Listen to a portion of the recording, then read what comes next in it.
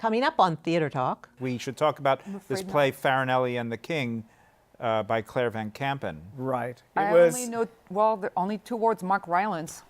That's all you need to know, Third word, really. castrato. Yes, castrato. Theater Talk is made possible in part by the CUNY TV Foundation and Wynette Richardson.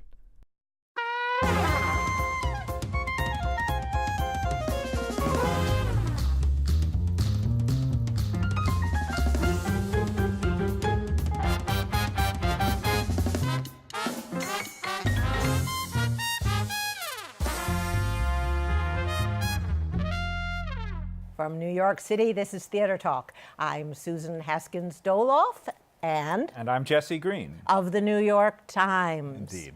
We're here for our season preview show, but we're going to do things a little differently this season.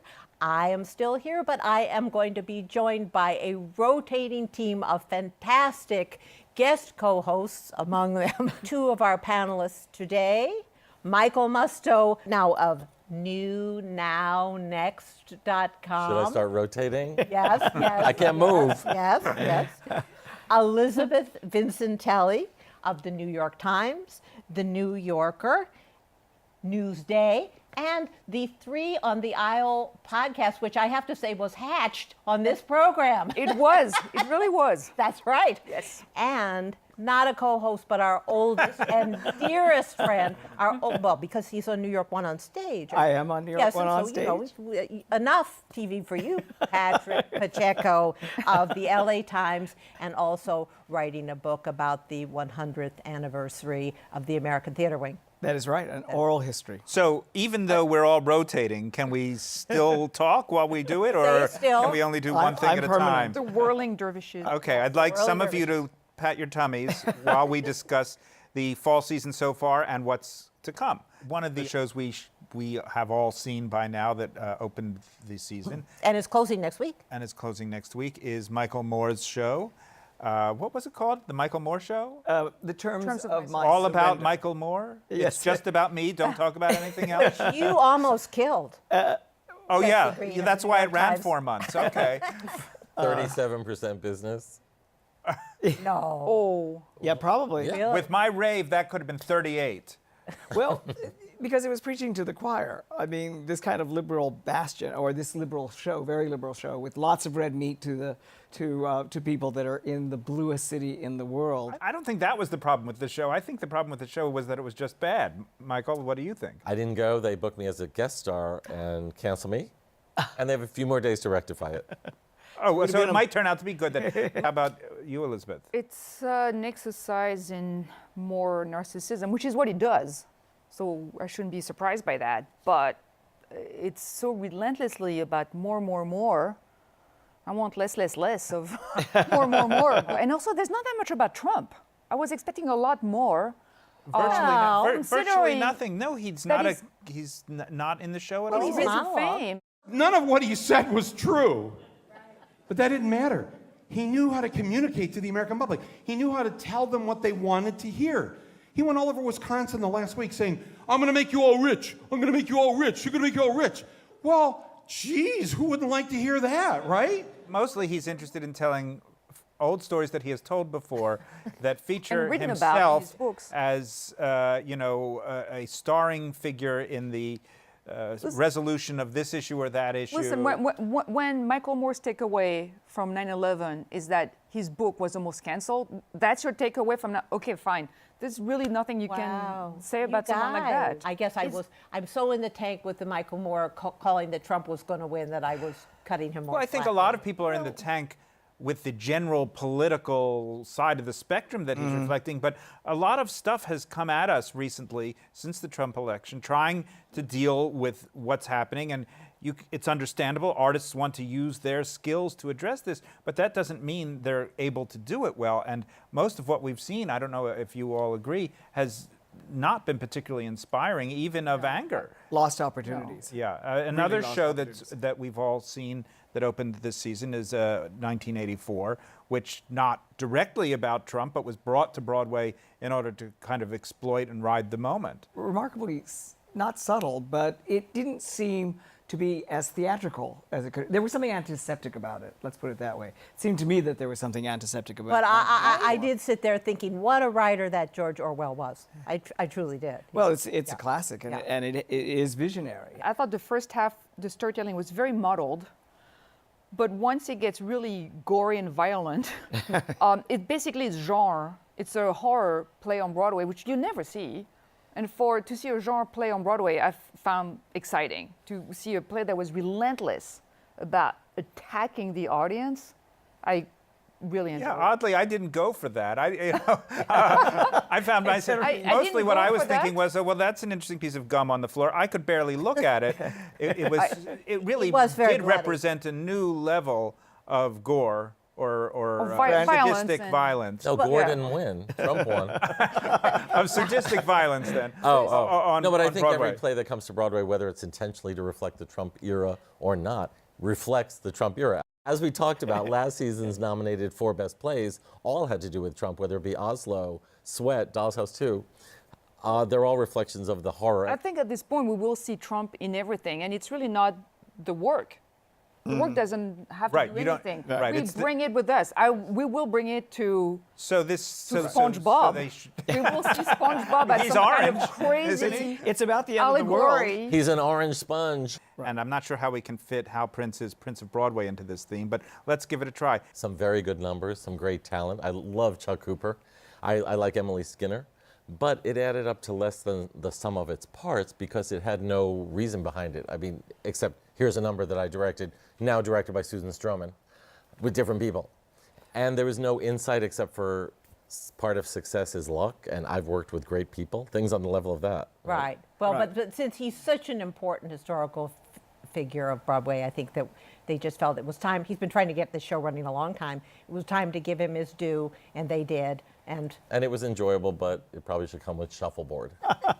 Well, I like Shuffleboard and I like the show. I like the show because it showcased Stephen Sondheim's songs, which I think were the best part of it in many respects. Supposed to be a Hal Prince review, not a Sondheim review. That is true, but what I came away with the composers that Yeah, he's were pretty amazing, and Hal yeah. Prince's shows, Candor and Ebb as well. Hard to do a review of someone who was, for many years before he was even a director, which is hard enough, a producer. So they put in songs from shows he produced, and you begin to wonder, well, how does that reflect his particular talents? He had good taste. You don't get any idea of what made his show so powerful at all.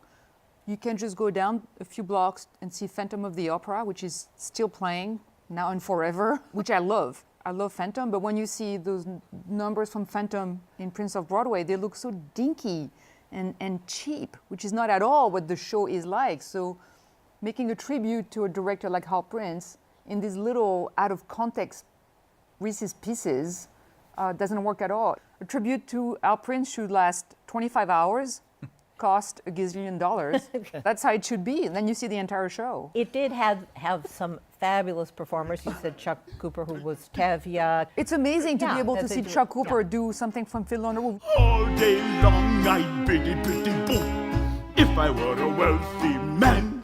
Just for that, I'm very happy I saw that Prince of Broadway. It's also going to be one of our few tastes of musical theater this fall.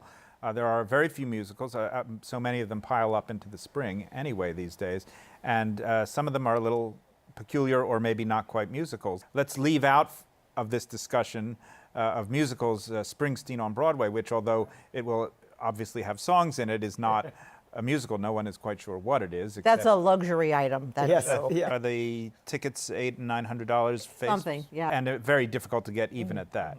But in terms of traditional-ish musicals, we have The Band's Visit, Right. which all of us saw last year off Broadway, I think. And we have SpongeBob SquarePants. Very excited about that. Well, they tried it out in Chicago and got very good reviews. It's sort of coming in with a little bit of critical approval. What is the organizing principle of it? Well, I think it's sort of an end of times. They live in Bikini Bottom. It's not set in Fire Island. Well, it's based on the hit Yeah. cartoon, Yeah. which is something adults can enjoy because it's pretty witty. It's silly but witty. It's about a sponge. Yeah, there are a lot of sponges on Broadway, but this one is special. And there's a character named Squidward who I always found like a Paul Lynde kind of gay starfish or whatever he is. And it's all done as a show within a show, because there's Patchy the pirate, who's the #1 fan. I've done my research. The #1 fan of SpongeBob, who's there to see a show. So you're seeing a show within a show. And yet, the score is not a traditional Broadway score in the sense of being written for this. It's a collection of pop songs that were a few of them are new, but most of them are not. By Sarah Bareilles, Aerosmith, I believe, is some of them. A David Bowie Some song of them as well. were written for the show, but others not. So it's a bit of a mix. But by many different. But yes, by many different. If they so could get it's, Sarah to come in and play the crab, they've got it made. They've released an album, which I'm told, I just got it in the mail yesterday, but our ace producer, Myra Wong, listened to it. She says it's very zippy and compelling. It is. I listened to it before coming here. Thank It's still in my Thank head. you, Patrick. You I did your think homework. in terms of the, let's say, family-friendly show, a lot of the attention is going to be on Harry Potter and Frozen later this season, but I think this could be the dark horse in terms of having a little bit of a subversive, fun attitude. I kind of think of it, I expect it to be a little bit of mix of a Simpsons subversive Pee Wee Herman-esque fiesta. And I think a show like that where you can really just have fun and throw caution and any sense of... It's directed by a woman who's has Tina a very Landau. Tina Landau. A real avant-garde off-Broadway figure, so that makes it even more interesting in some ways, Right. and quite a bold choice from the producers. Well, I think are they making a Julie Taymor Lion King move? Yes. Yeah. And if this leads to Dora the Explorer, the musical, we're all in trouble.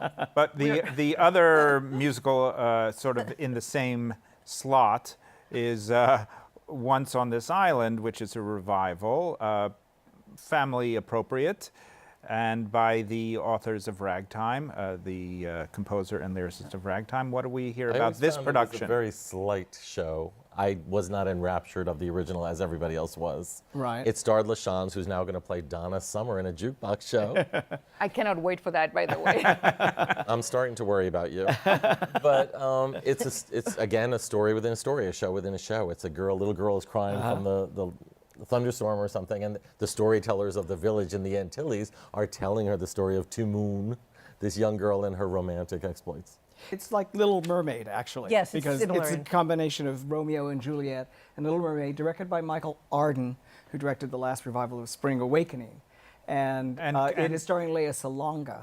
It's as Tina. a very unusually diverse cast, not just racially, which is beginning to be, thank God, kind of familiar now on Broadway, but in terms of types and ages and all sorts of things, and parts that were originally played by men are played by women, or vice versa. And one of the big songs from the show is sung by Alex Newell in this new production, who you may remember, all of you who watched Glee. Anybody here? No, but I love Alex Never. Newell. He's my favorite disco diva.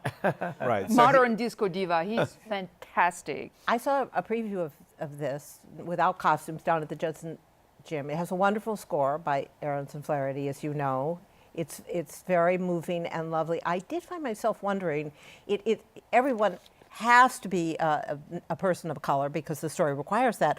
But I thought, well, does this wash that it's an all-white creative team presenting a musical which is very much about race conflicts? Well, it wouldn't happen today, would it? If it were a new show, but it is since a revival. this is written, all Yeah. right. The assistant director is Nikki James, who got a Tony for the Book of Mormon, and who seems to be evolving into a new role. Didn't know it's that. pretty rare for actors to do that, and she's still in the prime of her career. She was in the park shows this summer. She was in Bubbly. She was amazing in Bubbly Yes. Black Girl at Encores, and she's assistant director on this revival, which I find very intriguing. That's right. And then the only other musical this fall is, as we started to say, The Band's Visit, and maybe we short shrifted it a little. It did win all those awards, but more than that, I would say it's great.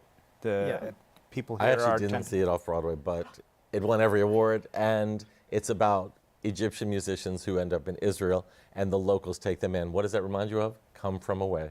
Yeah. Seriously. It could not have a more different feeling. But Come From Away, is positive, and everybody's uplifted, and it's everything. Even though there's 9/11 over there, but everybody's it's very upbeat, and the people in the band's visit have a lot of. Well, It's very dry. Interiority. yes. It's droll and Yeah. dry. It plays things close to the vest, which is very, some people may say is un-Broadway. But what is Broadway and what is not Broadway? It's so bold. I mean, what was so beautiful about the show was how understated it was, both in direction and in book and in music. David Yazbek wrote the book.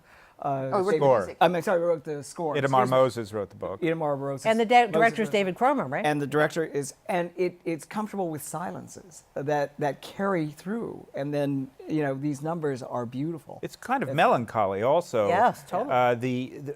If there's a theme, it's the things that people are unable to say, both because they can't necessarily communicate with people from a different culture with a different language, or because of the weight of sadness in their lives.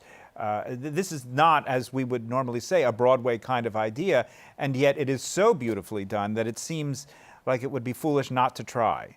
It's like Fun Home that way. I think every idea is a Broadway kind of idea. I mean, if it works, it is a Broadway kind of idea. That's pretty much the only thing. You always hear, this show is not Broadway. Fun Home But wasn't. it's kind of wonderful that Come it From Away doesn't have wasn't. names. We love Katrina Lenk, but Well, it doesn't Tony have box Shalhoub. office names. Tony But it Shalhoub. has already the box office reviews, and it's going to be a hit. And it's Is going it? to be. Is it? I That's think what so. I It's going to just be the wondered- success to esteem as It'll be well success as to steam, yeah. audiences will like it as well. But there seems to be room for one of those I hope Right. so. each year, and maybe this year it'll be that one. But I want to say again, just in case Tony Shalhoub is watching, he's a star, I didn't mean to. and it's got Taking foot out of mouth. and it's got John Cariani, who's one of my faves, although They're all a great Tony nominee, John stars. Cariani. And we should mention again Katrina Lenk, who was in Indecent, Yeah. and this could well be a very big breakthrough. I think it will be a performance for breakthrough her. for She just keeps breaking through. She's an No, this- astonishing stage creature, Amazing. and with a. So what beautiful else? voice. Well, that's it for musicals. All right. But of course, that's only about a third of the fall season. We have, the first big play opening is the revival of M. Butterfly, starring Clive Owen, and directed by Julie Taymor. Starring Who Cares? It's directed by Julie Taymor. Yeah. That's remarkable. That's And it. Jin Ha, we should say, plays Right. the other character of unknown gender, as we're supposed to say. And the playwright David Henry Wong Now, has. is it unknown gender or is it a man pretending to be a woman? It's a man pretending to be a woman in order to spy on this French diplomat. Well, just to it's spoil not- the whole show, Oh, why yeah. don't you, Patrick? no, but I mean, is that a big reveal? Is that a Well, spoiler? not for a show that was a huge hit, I think. I think we It was- can Yeah, I think I we don't can- think. And There are it's people based on on. the boards who don't want you to tell them what happened in Hamlet. Honestly, don't tell me. Spoiler alert. Spoiler alert. Look, folks. We're going to tell you. It's about a man who pretends to be a woman to act as a spy on this diplomat. Now, it's not a trans character. It's someone pretending to be female. And when you see a picture of the real person, you think, How did really? he believe I was a woman? And the young man is Jin Ha. Yes. Who was in the Chicago production of Hamilton. Yeah, and an is understudy to Hamilton. understudy to Hamilton. Now, when it came time for the diplomat and the Jin Ha character to have, let's say, intimate relations, what happened and how did? Well, that's a spoiler. yes, well, That's the spoiler. Plus, we're not discussing it on PBS. That's Oh, I forgot. Family But Emmy anyway- award-winning show. Yeah. It's a revival, but it's also a revisal, we've heard. Yes. Right. David Henry Wong has rewritten the play a bit to reflect information that's come out since the first production. And any show directed by Julie Taymor is probably a revisal just by that fact, wouldn't you say? Absolutely. Yeah. I mean, by virtue of just her vision Yeah. in that way. And it had a pretty spectacular vision originally as well. Let's move on to another big opening in the early fall, which is a new play by Ayad Akhtar called Junk at Lincoln Center Theater. It's a play about 80s greed and machinations of banks taking over corporations. It's basically Michael Milken. Right. The character's even called like Robert I Merkin. thought you were going to say or Michael something. Moore. Right. Robert Merkin. It was done at the La Jolla Playhouse, I believe, and got a very good review from Charles McNulty. He said it was thrilling. He said it was thrilling, absolutely. And it is so timely, extraordinarily So we should say that junk in this case refers to junk bonds, Right. and to the sort of conversion of the American and world economy from one based on the value of actual goods to the value of cash, of money. If you saw the movie The Big Short, it's a similar theme on how debt can be your way to the stars. Right. That is an asset, and it takes over. It goes over, I think, a 30-year period. The star is Stephen Pasquale. Who's perfect for it? And they keep using the word Shakespearean in talking about it for reasons that, Who keeps using the term? well, critics and the marketing people. I'm Oh, not sure. well. I'm not sure what that means in the case, but it is a large cast play, the kind of thing that nowadays, if Lincoln Center Theater isn't doing it, you're unlikely to see. And who's directing it? Is it Jerry Zaks? No, mixing it up with it's Doug Hughes. I Oh, it's Doug Hughes. That's right. I have very modest expectations because I have not been a fan of Ayad Akhtar's previous shows, which included Disgraced. I find it very didactic and clunky, but going with an open mind. I thought Disgrace As was always. great. But didn't it you won the think Pulitzer. Disgrace touched on interesting issues? It touched on it, but that doesn't mean it did it in any way that Yeah, was I'm witty with or Elisabeth smart. on this one. I always I can touch this table, doesn't mean I can make it interesting. Touch wood. try Is it. wood? Try it. See, that is Oh, the no. I touched. I thought it was terrific. I love Disgrace. My main problem with this is I liked 80s greed. I had a great time in the 80s. I enjoyed the greed. I took part in the greed. And you- And also- What is the problem with I loved Enron. All right. Put it out there. It looks like You must have seen it in looks like London. Doug's going to be a big hit I then. saw it here and I loved it.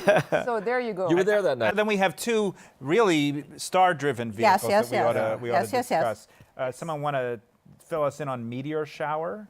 That's a Steve Martin play which Amy Schumer is starring in about two couples watching the title shower. I hope they wear glasses, unlike Trump with the eclipse. It's sort of, Charles McNulty said it was no. Seriously, said it was no good. and I think he compared it to sort of a Saturday Night Live skit or parody of Who's Afraid of Virginia Woolf. And That sounds great. It's got a terrific cast with Laura Benanti. Keegan-Michael Key. Yeah. And Alan, how do we say his last name? Tudyk. Tudyk. Is it Tudyk? And Amy Schumer. I like some things about Bright Star, but for Steve Martin, that was almost like a Lifetime movie come to Broadway. This is the return, it seems, to his loopy style. Yeah, to me, Bright Star, well, I did not seem to come from his center. No. I didn't quite get that. With the plot twist. No spoiler alert here. No spoiler I alert. thought they're not going to go there, and they did. In its defense, we hear that Martin has rewritten it, but, well, they always say that. We the have Parisian Woman. We have Parisian Woman with Uma Thurman. Right. And speaking that- of revisal, apparently Beau Willimon, Right. it's based on an old French play, but apparently he's also going to do rewrites every week, I guess, depending Well, on... it's been hanging around for a number of years, even in the American form. Right. And but- now he's going to keep it topical, is what you're saying? It will be in Trump time from everything that But I've also read about apparently it. he's going to make little tweaks every week And because to the script, depending on what's in the news. It's He's set gonna in keep modern it- day D.C. She plays a socialite,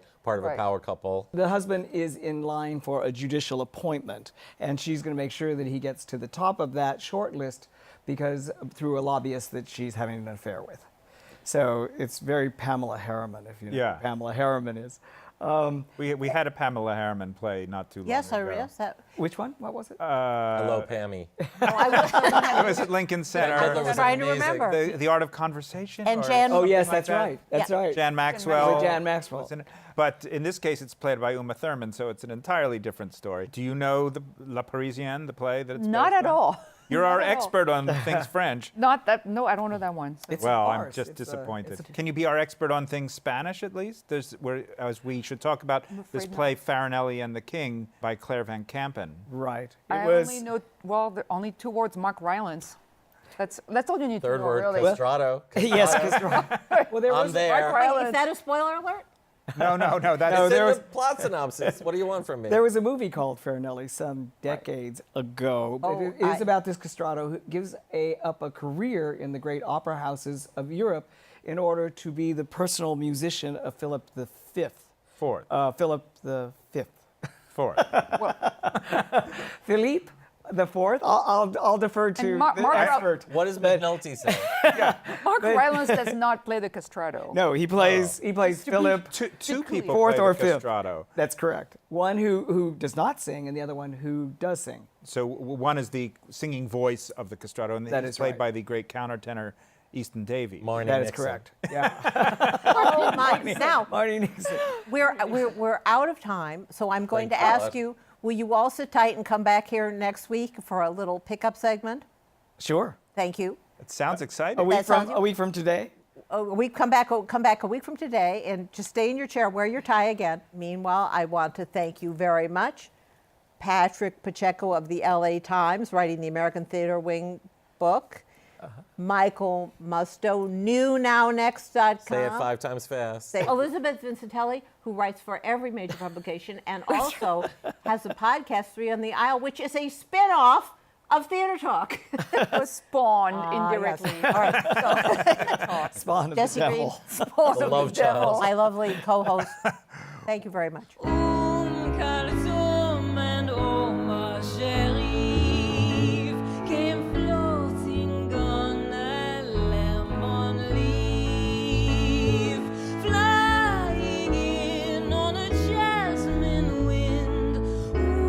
Calzone and oh ma chérie, and we danced with them in a jasmine scented wind.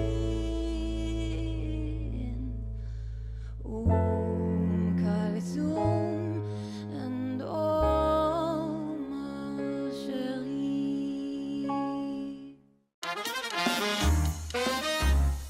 Our thanks to the Friends of Theater Talk for their significant contribution to this production. Theater Talk is made possible in part by the Frederick Lowe Foundation, the Corey and Bob Dinelli Charitable Fund, the Noel Coward Foundation, Carrie J. Fries, the Dorothy Strelson Foundation, and the New York City Department of Cultural Affairs. We welcome your questions or comments for Theater Talk. Thank you